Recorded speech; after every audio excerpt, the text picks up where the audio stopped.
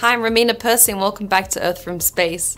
Today the Copernicus Sentinel-1 mission takes us over Crete, Greece's largest and most populous island.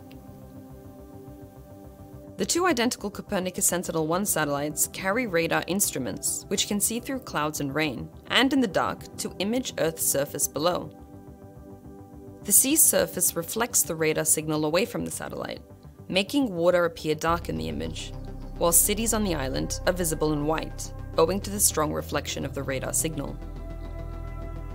Crete extends for approximately 260 kilometers from west to east, and is approximately 60 kilometers across at its widest point. Crete is known for its rugged terrain, and is dominated by a high mountain range crossing from west to east. This includes the Lefka Ori, or White Mountains in the west, Mount Ida, Crete's highest mountain, visible in the center of the image, and the Dikti Mountains in the east. Crete's capital and largest city of the island, Heraklion, is located along the northern coastline. Several other smaller islands are dotted around the image, including Gavdos, Krisi, and Dia. Unbeknown to many, the island of Crete plays an important role in the Copernicus satellite altimetry constellation and on an international stage.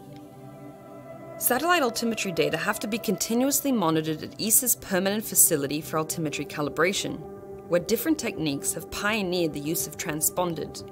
These are linked to international metrology standards to provide the best measurements to validate satellite altimeters in space soon after launch. This network has been operating for around 2 decades, with a main calibration validation station located on the island of Gavdos, and a dedicated transponder site in the Cretan Mountains.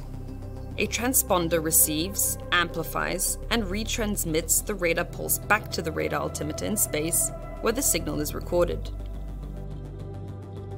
Western Crete was identified as a unique location for the intercomparison of satellite altimeters, owing to its unique positioning of the Copernicus Sentinel-3 and Sentinel-6 orbit crossing points. The sea surrounding the island has minimal tides, and the rugged mountainous landscape means that the transponder signals can be measured from space with little interference. But most importantly, in the sky above it, a number of satellites in orbit converge. This allows each satellite flying above to be cross-calibrated with the next one at one specific meeting point using the same instrumentation. The fiducial reference measurements for Sentinel-6 is the latest activity designed to bring the full power of the permanent facility altimetry calibration to check the performance of the upcoming Copernicus Sentinel-6 Michael Freilich satellite, the next radar altimetry reference mission, extending the legacy of sea surface height measurements until at least 2030. Every 10 days, Sentinel-6 will provide sufficient measurements to map the sea surface height of the ocean from which sea level rise can be computed. As part of ESA's contribution to the long-term verification and validation of both Sentinel-3 and Sentinel-6 missions, the permanent facility altimetry calibration is being extended with a second transponder to be installed on Gavdos Island, southwest of Crete, as seen in this Sentinel-1 radar image. This will give the big picture, allowing us to chart the sea level with confidence.